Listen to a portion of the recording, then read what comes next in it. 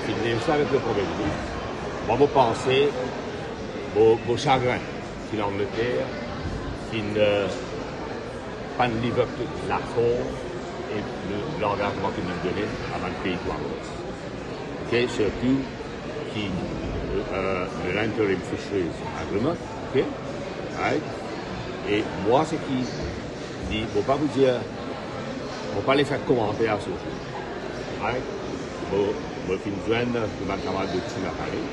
C'est vrai que libéralisation des tarifs, et la pays content, mais c'est vrai quand il y a un engagement formel, très respectueux de sa langage. Contrairement à ce que le président Trump peut faire éliminer avec un tarif de 15%, et il vient tout en bas là-haut, le commerce international. Mais c'est bon pour penser, dans le dialogue, dans la consultation, nous trouve la solution idéale. Je prenais avec les Britanniques, au camarade ministre responsable du commerce international, et donc on prend la question, le ministre des Affaires étrangères ici. Donc, mais c'est bon, nous quand même déçus, parce que la décision a été prise sans consultation préalable. Et ce n'est pas la façon de faire les choses. Donc, on va dire pour nous, l'exportation de porc, c'est 14 milliards d'euros.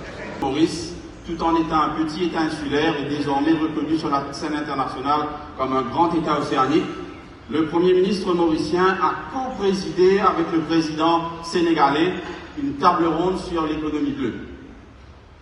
Et lors de son intervention, le Premier ministre Ramgoolam a proposé la mise sur pied d'une coalition des États océaniques. Il a même proposé un nom, GBBC, Global Blue Belt Coalition.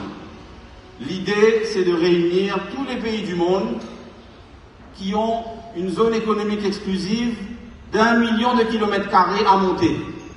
Et quand on regarde les chiffres, sur 200 pays à travers le monde, il n'y a que 30 pays qui ont une zone économique exclusive d'1 million à monter.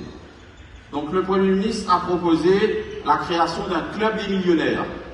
Un club des millionnaires de l'océan. Et je vous rappelle que Maurice est à la 17e place. On est dans le G20, dans le O20, Ocean 20. Derrière la France, qui est la deuxième puissance maritime derrière les États-Unis, nous voulons fédérer, rassembler dans nos politiques et dans nos décisions pour mieux protéger ce qui aujourd'hui rassemble nos continents et nos peuples.